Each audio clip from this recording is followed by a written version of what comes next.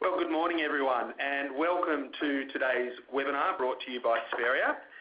I'm Matt Dell from Pinnacle Investment Management, Spheria's equity and distribution partner. The IPO for Spheria Emerging Companies Limited is going to be open for subscription this Wednesday, the 25th of October. So joining us this morning are both the founders and lead portfolio managers of Spheria, Marcus Burns and Matthew Booker. Since establishing Spheria in 2016, the Spheria Australian Small Companies Fund has delivered a 12% per annum total return and 7% outperformance versus the ASX Small Ords Accumulation Index as at 30 September 2017, whilst the Spheria Microcap Fund has achieved a 21% per annum total return and over 13% outperformance in a very tough market for microcap investing. Spheria's funds have been recognised by research houses and recently nominated as finalist for the 2017 Emerging Fund Manager of the Year at the Lonsec Awards. Now, please note that you can ask questions as we go along via the chat box at the bottom of your screen, and I'll now hand you over to Spheria's portfolio managers, Marcus Burns and Matthew Booker, for today's presentation. Thank you, Matt. You've got Marcus and Matthew here, Matthew talking. Just in terms of Spheria, you're probably very familiar with us now. We have been together for nearly 5 years. That has spanned Schroders and Spheria, the majority of that time being at Schroders, where we've had strong performance across the funds. As Matt has said, that has continued across to Spheria. We now have over 400 mil in funds under management, and our microcap fund is just over 200 mil. We've been on the record that we will hard close the microcap fund at $250 million. So we're not far off that now. One of the issues we're facing at the market is the market has been strong and there's been some lofty valuations ascribed to some of the more speculative companies, and that does make it more difficult for us. However, we think our focus on cash flow businesses that are positioned well in their industry positions us well across the portfolio to perform consistently over time. We'll move forward to the next slide, which is slide 3. And Marcus will just talk about how our product fits into clients' portfolios. So one of the questions we get is, why would you consider small caps, and how do they complement investments in larger cap portfolios? Now, I guess the point we highlight here is, you've got two charts on this slide here. The top one gives you a breakdown of the sectors, the top 100 index, and you can see, as you guys are very familiar with, there's a very large concentration around two sectors there. So financials comprise 40% of that index, and the materials sector comprises roughly 20%. So with those two sectors alone, you have almost 2/3 of the top 100 stocks. If you look down at the small ordinaries index, by contrast, you have a much more diverse exposure to various sectors of the economy. I'll just flag there that consumer discretionary, consumer staples, and information technology, for example, are much more meaningful slices of that pie, and therefore you're getting a much greater exposure to underlying different sectors of the economy, which we think makes it a more diverse way to give clients exposure to different themes. Small caps and microcaps are also where most of the M&A and IPO activity occurs. So there's been a number of takeover stocks in the space in the last couple of years, and we see that trend continuing for the next couple of years as well. Large companies and international businesses are looking to acquire cash generative, lowly valued businesses in Australia, and it's no surprise that many of those takeovers have actually benefited the portfolio of Spheria. We don't invest on a purpose looking for a takeover, but kind of traits we're looking for, good cash flow creation or generation of the business, low valuations and reasonably ungeared balance sheets are also the kind of traits that foreign companies and private equity firms are looking to acquire. And of course, we do also pick up some very good long-term growth stories in the small market space as well. So bottom left hand gives you some names there that we've actually, most of which we've owned previously in our funds, things like Dulux, Domino's Pizza, Car Sales and TVG, to give you a couple of names that ultimately joined the top 100. There were incredible growth stories for a long period of time in the small cap space, and gave us many years of good compounding returns. And Matt and I and the team are looking for ideas like that, where the stocks fit our process on a fundamental basis. On the next slide now, to give you some flavour of the universe, you can see that large cap stocks are by definition large. The average market cap is $16 billion. I guess what we're trying to flag from this is that as you go down the spectrum, you get a much large number of stocks to look at. The market cap shrinks dramatically, therefore the coverage by the sell side is reduced, and so fundamental research that our team brings, the becomes more valuable in a relative sense. And then finally, the dispersion of returns is much bigger. So as you go down the spectrum from large to small to micro, you can see that the possibility of outcomes dramatically expands from, in the large cap space, you can actually double your money if you happen to have bought Qantas shares in the last 12 months. But by and large, you don't get that kind of return in a large cap company because it's so large. As you go down to smalls, you see that the variation of outcomes is much bigger. And again, in micros, the outcomes, again, from losing everything to making 17 times your money in one single year, are the kind of dispersion of returns you can get. However, there is downside as well, and thus our focus on the basics, cash flow valuations, etc., should see our portfolios perform better than average through a cycle. And that's really how we think about investing and what we're trying to achieve. Just moving on to slide 5. Now, everyone says they buy quality businesses. What is the definition of a quality business? And what we try and do is cut through all the noise and get to what a company is producing in terms of its cash flow. And when we talk about cash flow, we talk about free cash flow. So that's after all capital expenditures, all the nonsense that you see in the market, EBITDA and normalised earnings, all that sort of stuff. We're cutting through to the cash flow statement and working out what exactly this company is going to generate in terms of cash flow, because we believe companies are simply worth the present value of future free cash flows. And people do lose sight of that through the cycle. Obviously, you get upswings in the cycle and people get caught up with share price movements, and you get downswings where people become very bearish on certain companies. What we do is we dig beneath the surface of a company and we look at how sustainable that cash flow is. So we look at margins through the cycle. We look at sort of growth that the company can generate through the cycle. And what we're trying to come up with is a sustainable cash flow picture to value these companies at. We're very fundamental focused, and we do a lot of work on balance sheets just to work out the risk in them. And we just don't take the debt on the balance sheet at the period end. We look at the balance sheet over the period, and we also look at off-balance sheet debt. So that includes leases. Now, leases can be very damaging to a company when conditions turn down. Ultimately, what we're trying to get to is a low-risk company that's generating good free cash flow, and what we're trying to do is discount that cash flow to present. And ultimately, we're trying to buy these companies at a discount to valuation. So there's definitely a valuation overlay in what we do. We don't want to get just caught up with noise and momentum. What we always say is we want to keep an open mind. Facts do change in the industry. You get changes in businesses. You get changes in management teams. You get changes in boards. You get shifts in strategy. The other change that you sometimes get is an industry structure change. You get M&A and you get consolidation, and sometimes that can be positive. Other times it can be negative. So you need to be aware of those changes in the market and in the industry structure and that business and its direction. So we try and keep an open mind to companies. Just because a share price is down and out doesn't mean it's not an opportunity and there's not a quality business in there that we can buy. Markets are definitely inefficient in small and micro caps. We do a lot of groundwork. We get out there and see a lot of companies. We also do that hard work around numbers, and we look at the financial history. We automatically populate all our models, and we make sure that we're basing all of our assumptions, all our recommendations on rigor and numbers that validate what management teams are saying. So there's a lot of rigor into what we do, and we think that results in a positive outcome over time for the clients. If we move on to slide 6, this delves into our process. Now, I just discussed risk. Risk to us is the event that something goes wrong with a company and we get stopped out. So we have to be very careful how indebted a company is, both operating leases and balance sheet debt. I spoke about that. Also, where the company is in its cycle. The last thing you want to do is buy a company at the top of its cycle.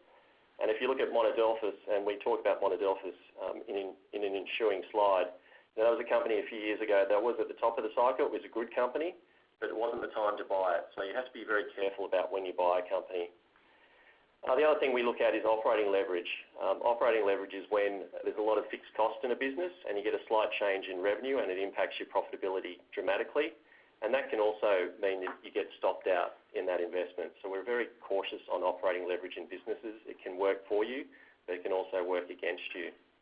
What we also do in terms of our valuation scorecard is we work through the Porter 5 forces, and many of you who've studied economics will understand that framework and how we establish the competitive dynamics of that business in the industry. We find this is a very important tool to create debate amongst the team, and also to create differentiation in valuations. So what we do is if we find a company that scores well on that Porter's basis, we actually put a higher multiple on that cash flow stream such that we get differentiation through the cash flow and also through the multiple we're applying.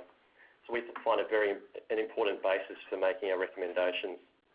As I discussed before, the investment team also does a lot of meetings. It's not just with the companies. We get out there and see competitors. We go out there and see customers and suppliers. We try and get a look from every angle on a company rather than just take what management is saying as gospel, because that can be dangerous in itself. Many of the management teams can obviously lead you down a path which they ultimately try to drive the share price higher. Yeah. So just contextualising that now with a real life example. I mean, that slide Matt just showed you on the investment process is not one I think we shared before, so it just gives you some background. And those all those colour charts and colour codes are actually present in our valuation spreadsheet, basically, so they give you some flavour as to how deep we go on some of these numbers. But taking that framework and applying to a company called Vita Group, which I'm sure many of you are aware. Vita Group is the Telstra, runs the T-Life stores for Telstra and on the East Coast. They run 100 of the 300 stores in Australia for them, so they're very important. First of all, if you look at the cash flow conversion chart, which is the top left-hand chart there, by the way, this is a chart we automatically generate for all the stocks we're looking at. It gets populated automatically, so we can see a long history of a company's cash flow conversion, which, as you know, is integral to how we operate and invest. And on the face of it, that's an incredibly good free cash flow conversion history of Vita Group. However, if you look at the margin chart, which is the next one down in the bottom left of that chart, you can see that basically it's gone through various cycles. So when the company IPO'd in 2006, the margins were incredibly high. They got squeezed back due to the competitive pressure from Telstra, and then Vita Group managed to put in some good operating efficiencies, lift the sales per employee, and get great returns. This is also a good example because it's a share that we've held historically. So in our previous shop, we bought these shares very cheaply, around the 20 to 30 cent range, and the stock performed exceptionally well as those margins expanded. You can see that from the low in 2012-13, the margins went as high as almost 11%. Now, at that level, we thought the stock was capitalising in a lot of the future margins and probably a margin level that was unsustainable. On the previous chart, when Matt was talking about the 4 to 5 forces, we flagged that Telstra, which is a monopoly supplier to Vita Group, obviously has a lot of bargaining power vis-a-vis Vita Group, and therefore, when you get very high margin expansion in a company like this, we become cautious around the outlook. So we sold those shares previously. Fast forward a year or two, and there's rumours in the marketplace around Telstra looking to renegotiate the contract and take some margin back off Vita Group. The shares fell fairly precipitously from roughly $5 to a low of 80 cents. We thought that using an average margin over the cycle of around about 4% was probably good investment sense, and we got a valuation well above the 80-cent share price at the bottom there. So we started buying that around $1 and continued to buy as the stock fell because we thought the balance sheet was very good, net cash, operating cash flow conversion was extremely good, and we also thought, flipping it around, that whilst Telstra had a monopoly position against Vita Group were also very important for Telstra in a long-run sense as well. So we figured there'd be some long-term common sense that came through. And just having forward to the next slide here on page 8, you can see this is the history of the share price. We haven't gone back to 2006, but you can see that obviously there was that great recovery, hit a peak of over $5, and then it fell, retraced several times, and you can see where Spheria bought. Obviously, we as a team discuss all the pros and the cons of this. We discuss the strengths of the business, and we formulated a view that actually was massively over-discounting what the business should likely earn into mid-cycle. And then just to flag now, even though the share price has recovered quite meaningfully, it's bounced from 80 cents to roughly $1.50 today. The cash flow generation of the company means that it's trading at around about 5 times cash flow today. So that means within 5 years, assuming steady state, you can effectively earn enough cash to completely pay back the share price. So we think it's still a reasonably attractive investment, and it's in our portfolios. We've made good money in our small cap portfolio, and it currently sits in the portfolios at a reasonably big weight. Just taking a step back, we say Telstra's an infrastructure player. They're not good at selling products and services, and I think that anyone who's dealt with them as a consumer would vouch for that. So what they need Vita Group just as much as Vita Group needs them. So, Vita Group is very good at selling phones, very good at selling broadband packages. They control a third of the network, as Mark has said. And I think that that symbiotic relationship is underestimated. And therefore, going forward, just from a common sense perspective, we think Vita Group has seen the worst, and that 5 times cash flow, as Mark has said, it's compelling compelling value. Just moving forward to Certex versus Mesoblast, and this is where we really contrast two companies that are valued basically equivalently in the market, but it just really contrasts the difference in cash flow dynamics for the businesses. If you look to the right there, you see Mesoblast, and Mesoblast is doing some research into stem cell regeneration, and it might be really successful. We don't know at this point. I don't think the market knows. But the market is factoring some degree of success at this point. It has burnt over $100 million of cash flow in the past 4 years per annum. So you can see that in the red bars. It's burning a lot of money to get where it needs to go. It's having to rely on the market to raise money to survive. So it's coming to the market pretty much every 6 months. So it's running out of cash. Now, if we go to the left and look at Certex, Certex is much further down the path of commercialisation in that biotech space. It has a product that has efficacy in the liver cancer salvage treatment market. Now, the penetration rates for Certex products are around 8% of the market. Now, their product, it's gone through a lot of trials. It's got the same efficacy as the chemo agents, but the quality of life on the Certex product is much, much better. So we see over time that penetration rate improving as they take share from the chemo agents.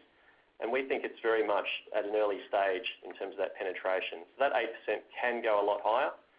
Now, if we step back, the companies are valued equivalently, but Certex prospects, we believe, are very strong and very predictable from this base.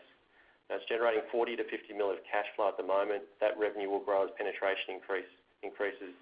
The trials are over now, so a lot of that cost that they've had to capitalise in the last 16 years effectively, particularly in the last couple of years, is now over, so that cost drops out.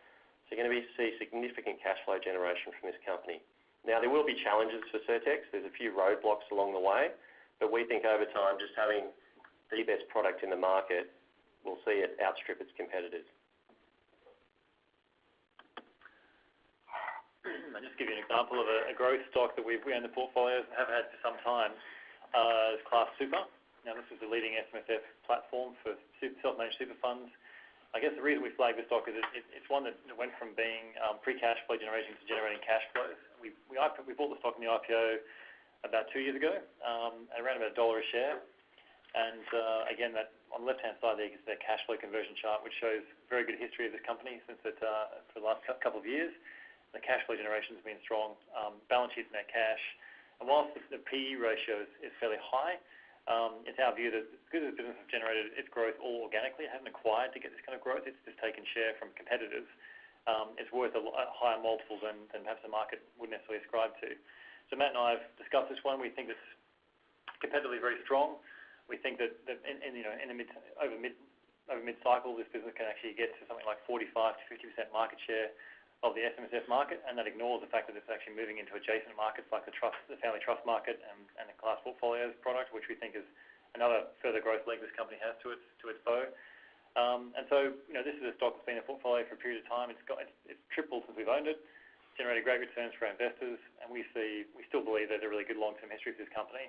I guess we just flag this because we do look at turnarounds and management changes, but we also are prepared to pay up for companies where we see demonstrable quality growth, and this business ticks all those boxes from our point of view, and is a really core investment for our funds, and we own it, and we still own the business in our funds, and we think it should be a good return in medium term. And just lastly, this is where our funds are currently positioned. So top 5 holdings are on the left-hand side there. We've spoken through a few of those positions. And on the right, you can see that we have exposure to pretty much all sectors in the small cap space. We don't get asked the question a few times, do we eschew mining or mining service companies? Are we only industrials? The answer is no. We look at all sectors and from as Matt said, from a very bottom-up point of view. And if they meet our criteria, we'll happily invest in those things. So we do have some resource stocks in the portfolio. We have done pretty much through the cycle.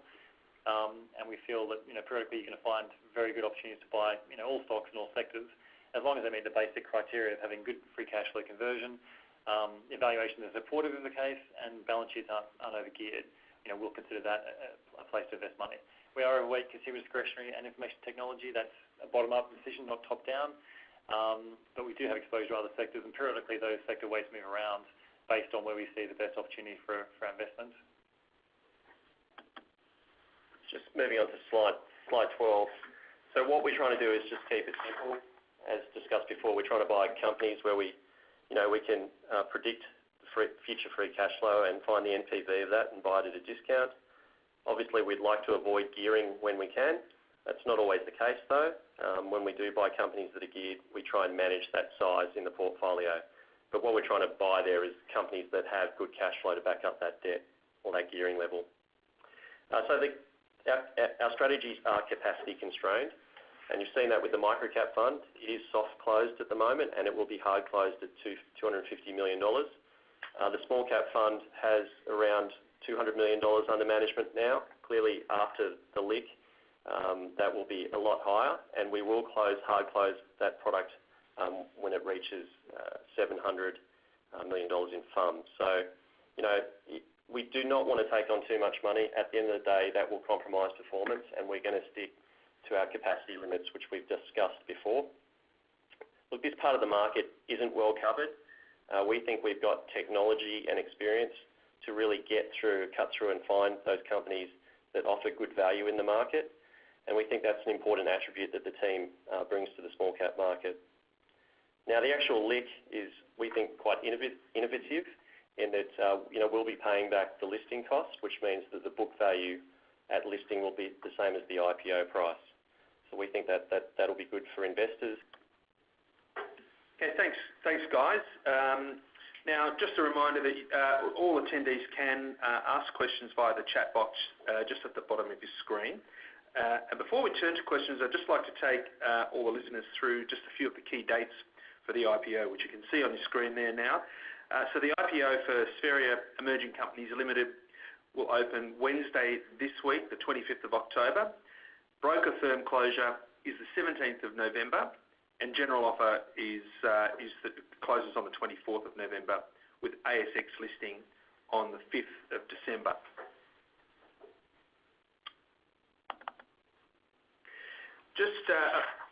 Just on some key offer statistics, we are seeking to raise up to $250 million from the IPO, but please note that the capacity constraints for this investment strategy means that we won't be taking any oversubscriptions, and stock will be allocated on a first-come, first-served basis.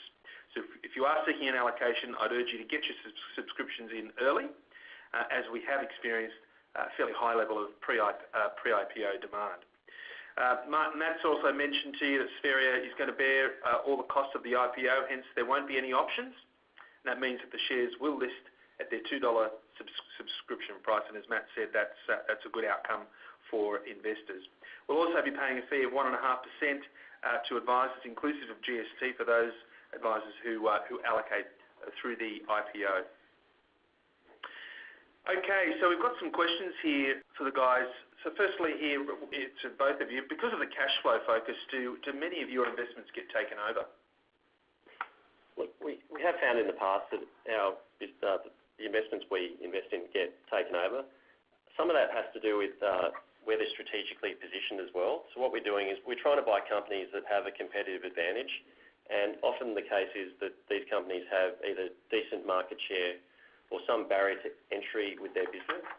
And that's why the cash flow manifests. It's a byproduct of actually the competitive position of that company. So yes, we've had a few takeovers in the recent past. I think we had Fantastic Furniture, Royal Wolf Holdings, what was else? McMahon was bid for. SMS Consulting. And SMS Consulting, all companies which had some sort of competitive advantage that underpin that cash flow. So yes, that does happen. Another question here. Can you access companies in pre-IPO? Yes, we can, and both the SEC and the Small Companies Fund can buy pre-IPO as long as there's a reasonable likelihood the company will IPO within 12 months. It's something we've done very selectively in the past, only a couple of times in the last 4 or 5 years, and on a selective basis we may do it again in the future, but it's going to be based on high-quality businesses where we see good opportunity and also, as I said, a very likely listing within 12 months. The maximum of the fund is 10% that can be allocated to pre-IPO. Just got a question here on Vita Group. Is it a concern that they're diversifying into other industries? Look, Vita has a very strong core business, but they are reliant on Telstra, their supplier, as we discussed before. So we think diversification is good. They're not betting the house on it. They're only investing $10 million in this investment. It is in the cosmetic aesthetics market, so a lot of it's to do with collagen injections, etc. But the business they're buying is very small, and it's a big market that is growing fast. So it has all the hallmarks of where Vita Group's been successful in the past. It also uses consultants. The Vita Group business is very consultant-driven, and the business they've moved into is very consultant-driven. So there are some synergies between the businesses, and it is a big market. So if they get it right, great. If they don't get it right, it's not a big investment. Yeah, they haven't bet the firm. Like they haven't spent half market of the business trying to acquire a new sector, which I think is important. So if it doesn't work, $10 million investment and some time in management team, it's obviously not great, but it would cost a few percent of the share price rather than what typically happens when a company seeks to diversify, it buys a massive acquisition, gears up the balance sheet and takes on a huge amount of risk. And we don't see this as a massively risky way to try and create value in the future. But a good question. Thanks. Yeah, great question. Another one here, wondering, with more new micro and small cap managers in the market, is it harder to find shares to fit into your portfolios? Look, at the moment, like I said, the market is very speculative and it's very hot, which means that you've seen, some significant valuation re-rates out there, which does make it harder. Now, we are finding some value outside of that. It is selective, but definitely there is definitely strong demand out there from some of the other managers, which is pushing share prices to levels which we think aren't sustainable. But, we're probably avoiding those kind of companies at the moment and focusing elsewhere. So there is definitely selective opportunity available. Also, it does change as well. I mean, if you go back a few months, we had one of our peers shut down a business, shut down a fund, or actually have a lot of redemptions, and that created opportunity for us to invest. So, more people picking over space is not as good, but on the flip side, there are still opportunities we're finding, I guess, on a bottom-up basis. Okay, so how many companies do you have on your watch list that aren't in your current portfolio? Oh, look, there's plenty on our watch list. I mean, Marcus and I are discussing a lot of the companies. We've modelled up a lot of the companies, and we're just waiting for the right entry point at the end of the day. And the market is quite volatile. If you're a have, your share price is going up. If you're a have-not, it's going down fairly precipitously. And the have-nots can become the haves. So we've just got to keep an open mind to investment and just focus on, what is sustainable cash flow for these businesses, and then have a valuation. And when it becomes very disconnected, that gives us a margin of safety to buy those companies. Yeah, in the small cap space at least, we try to have a view on, or at least have almost all the companies modelled up or on our watch list. As you go down the cap spectrum to micro caps, it becomes a bit more selective, doesn't matter, because there's so many stocks down there. There's over 1,355 on that chart I showed before, above 10 million in market cap, and we're more selective there because only roughly a third of that universe actually make cash flow and earnings, so we typically screen down to that level. But many on our watch list, and as Matt said before, we try and keep an open mind, so things change. We need to have a view on stocks changing and management teams changing. So even if stocks don't fit our criteria now for whatever reason, if there is a switch over of strategy, we need to be aware of that and take advantage of that. Here's a leading question here. Small and micro cap stocks have underperformed the broader ASX 200 for a number of years. Do you think now is the time for them to catch up, considering they have great growth prospects and then the larger parts of the market often? Look, we hope so, and we think that concentration in the large cap end of the market is risky, and that you can get great diversity down into small and micro caps. You can find the next growth companies, or you can find companies that are simply undervalued that where the discount will unwind. So we always think there's opportunity, whether it's a bull or a bear market. We'll navigate through that and find those opportunities which we think will add value to the portfolio. And just one final question here. It's probably one for the board, but it's a question about dividends. And do you think you might have paid your first dividend by this time next year from the company, from Spheria Emerging Companies Limited? The prospectus of the SEC says that dividends will be paid at least annually. And so I would imagine within the first 12 months, although it's not hard in stone, it'll pay dividend within 12 months. It's really subject to the availability of earnings and franking credits, because the aim is to have a dividend yield paid which is fully franked. But our underlying stocks pay us dividends and pay the SEC dividends, so we expect there to be a dividend. And just by way of some example, the underlying yield on the fund on a trailing basis is about 3.5%, fully franked. That's on a trailing basis. It's actually higher if you don't normalise it, because we got some special dividends in the last 12 months. And on a prospective basis, the underlying yield is around about 4% on the current holdings in the portfolio. So it does yield pretty well, but obviously it's probably predominantly a growth vehicle. But thank you for your time today. We look forward to speaking to you either in person or at your office or at our next webinar. Once again, thank you and have a good day.